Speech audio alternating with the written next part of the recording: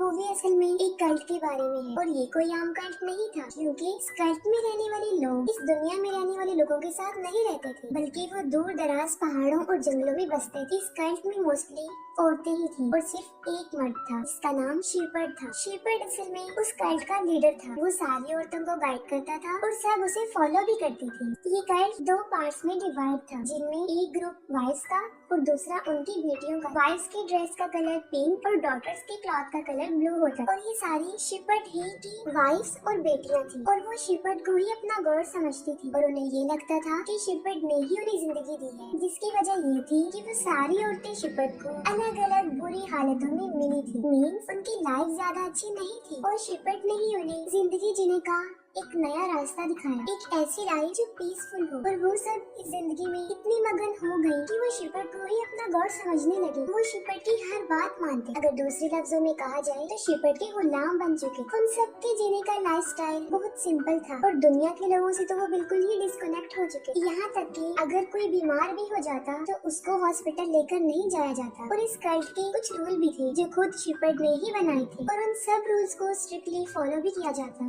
क्योंकि इस कल्ट में ज्यादा औरतें भी थी तो पीरियड्स होना एक नॉर्मल बात थी। और जब किसी फीमेल को ऐसा होता था तब उसे उन दिनों कल्ट से अलग रखा जाता, क्योंकि वो लोग मानते थे कि इन दिनों में वो औरत इम्प्योर हो जाती है।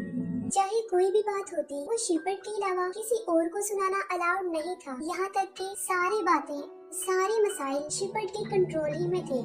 यहाँ तक कि खाना खाते वक्त, सोते वक्त, हर वक्त शेपर्ड को ही याद किया जाता, जैसे कि कोई इंसान प्रेयर कर रहा हो। और यही नहीं, उन्हें शेपर्ड पर इतना बिलीफ था कि उन्हें लगता था कि शेपर्ड उन्हें इटर्नल लाइफ दे सकता है। शेपर्ड की बेटियों में से जो उसकी मोस्ट फेवरेट बेटी थी, जिसे वो सबसे ज्यादा लाइक करता था, उसका नाम सेला था। इसकी वजह ये थी कि वो समझता था कि सेला बिल्कुल प्योर है और वो भी बाकियों से अलग ही थी। और उसकी माँ की डेथ तब हुई थी जब उसकी मदर ने उसे पैदा किया था। सेला उससे हमेशा अपनी मदर के बारे में पूछती थी, लेकिन शेपर्ड ने कभी भी उसे क्लियरली आंसर नहीं किया। बस वो यही कहता था कि तुम्हारी माँ बहुत ही खूबसूरत थी और तुम भी बिल्कुल उसी जैसी ही हो। इस कल्ट में दो और औरतें ऐसी थी जिन्हें बाकी कल्ट से अलग रखा जाता था, जो उन लोगों से थोड़ी दूरी एक कैबिन में रहती थी। इसके पीछे रीजन ये था, उनमें एक औरत जो काफी बीमार थी और शेपर्ड उसे कर्स्ड कहता था, और दूसरी औरत जिसका नाम सेरा था। शेपर्ड को लगता था कि वो अब इम्प्योर हो चुकी है, वो इसलिए क्योंकि उसने शेपर्ड की कुछ बातों को मानने से इनकार किया था। वो लोग उसे खाना तो देते थे लेकिन अपने पास नहीं बिठाते थे, सब उससे नफरत करते थे। इवन की खुद सेला भी यही सोचती थी कि वो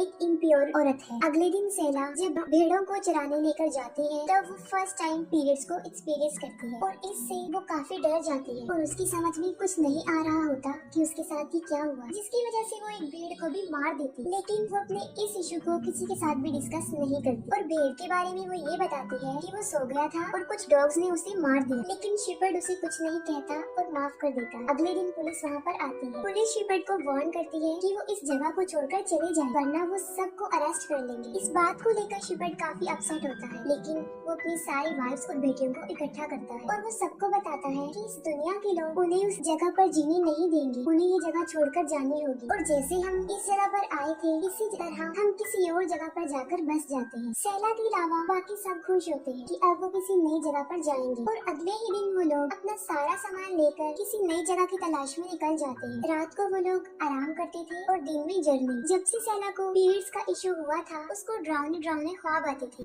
खास तौर पर शेपर्ड के बारे में। उसे लगता था कि कुछ तो गलत हो रहा है। अपने इस सफर के दौरान उन्हें किसी जगह पर एक पुराना खाली घर भी मिल जाता है, क्योंकि वो सर्दी का मौसम था और बगैर शेल्टर के रहना तो बहुत मुश्किल था। और इतनी सर्दी होने के बावजूद भी शेपर्ड वहाँ रहने से इनकार कर देता है।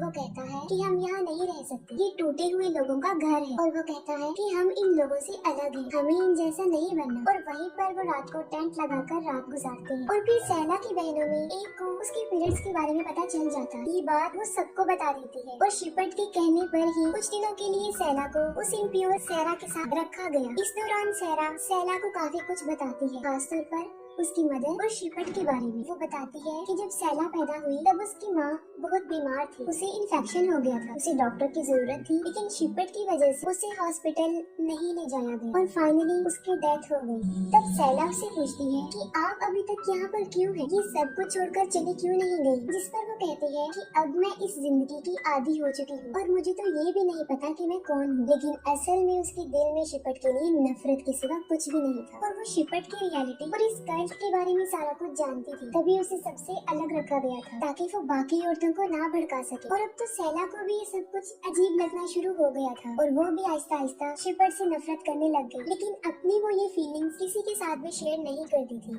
क्योंकि बाकी तो उसे गौर समझती थी। काफी दिन तक वो लोग अपने सफर पर चलते रहते हैं और शिपट उन्हें कहता है कि वो उन्हें हेवन में लेकर जाएगा और वहाँ उन्हें एक इटर्नल लाइफ देगा। उन औरतों में एक औरत जिसका नाम एड्रियल था और तब वो प्रेग्नेंट थी और सफर पर चलते हुए उसे याद आ जाता है कि अब उसकी डिलीवरी का टाइम आ चुका है। वो बहुत रोती है, बहुत चिल्लाती है, लेकिन ना तो वो सही जगह थी और ना सही टाइम। लेकिन ये उसके कंट्रोल में भी नहीं था। बाकी औरतें उसकी हेल्प करती हैं, लेकिन बर्थ देकर खुद उसकी डेथ हो जाती है। इस बात को लेकर बाकी सब तो काफी दुखी होते हैं, लेकिन शिपट को इसका जरा भी फर्क नहीं पड़ता और वो लोग वहीं पर उसकी डेड बॉडी को जला देते हैं। तब सैला आगे आती है और इस सब के लिए वो शिपट को ब्लेम करती है और वो कहती है कि इसकी मौत की जिम्मेदार तुम हो। और इसके बाद भी वो अपना सफर जारी रखते हैं, लेकिन सैरा अब उस कल्ट का पार्ट नहीं होती, वो उन्हें छोड़ चुकी होती है क्योंकि एड्रियल ने इस बच्ची को पैदा किया था। वो एक लड़का था और शिपट का असूल था कि कल्ट में सिर्फ एक ही मर्द होना चाहिए और यही वजह है कि वो उस बच्चे को वहीं छोड़ देते हैं और सैरा वहीं पर उस बच्चे के लिए रुक जाती है। लेकिन वो सैला को समझाते हैं कि तुम एक स्ट्रॉन्ग लड़की हो और तुमने अपनी बहनों को भी समझाना है। शिपट उन सबको लीड कर रहा होता है, वो सब थक चुकी होती है और यहाँ पर ऐसा फील होता है जैसे शिपट खुद ही रास्ता भटक गया हो। और तब शिपट की बेटियों में से एक जिसका नाम तमार था, वो सिर्फ ये कहती है कि हमें शायद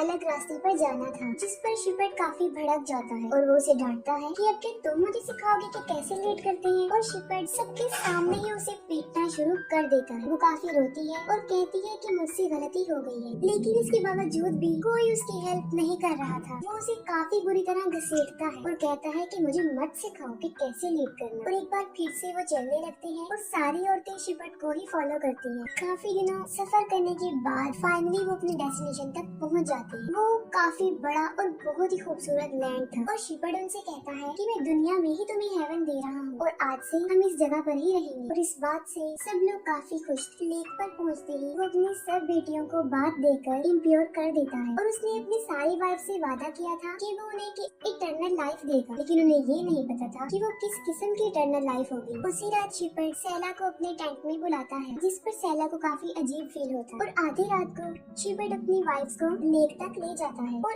एक एक करके सबको पानी में डुबोकर मार देता है। सुबह जब उसकी बेटियां नींद से जागती हैं, तब वो देखती हैं कि उन सब की माँ मिसिंग है और इस सिचुएशन से वो सारे डर जाते हैं और शिपट के पास जाती है जो लेक के पास बैठा हुआ था और वहाँ पर उनकी माओ के कपड़े भी पड़े हुए थे। वो सब काफी रोती है और शिपट से पूछती है कि हमारी माँ कहाँ गई है, जिस पर वो कहता है कि मैं उन सबको इटर्नल लाइफ दे चुका हूँ। और साथ ही वो अपनी बेटियों को कहता है कि अब तुम्हें ही अपनी माँ की जगह लेनी होगी, तुम सभी मेरी बीवियाँ बनोगी और मेरी खिदमत भी करो। और वो सैला को कहता है कि तुम मेरी फेवरेट बीवी बनोगी और सबको लीड करो और मेरा फुल फोकस तुम पर ही होगा। जिस पर सैला आगे आती है और उसे कहती है कि मुझे तुम्हारी बीवी नहीं बनना और ना ही मुझे तुम्हारा ग्रेस चाहिए। इस पर शिपट को काफी गुस्सा आता है और वो सैला को स्लैप कर देता है। सैला को भी काफी गुस्सा आता है और वो अपने गुस्से को कंट्रोल ना करते हुए शिपट को भी स्लैप कर देती है। इसके बाद हमें पुलिस वाले दिखाए जाते हैं जिन्हें लेक पर बहुत सारी औरतों की डेड बॉडीज मिलती है और जंगल में शिपट की डेड बॉडी भी मिलती है जिसे किसी ने बहुत बुरी तरह मारा हो और जाहिर है उसे किसी और ने तो नहीं मारा होगा, उसे उसकी बेटियों ने ही मारा था। और अब वो सब बहनें अपनी मर्जी से जिंदगी जी रही थी। इस मूवी का बड़ा फैक्ट ये है कि वो एक जालिम मर्द था जिसका मकसद औरतों को अब्यूज करने के अलावा कुछ भी नहीं था। वो इतना बुरा था कि उसका अंजाम भी बुरा ही हुआ। आखिर वो उनके हाथों ही मारा गया और इसके साथ ही मूवी एंड हो जाती है।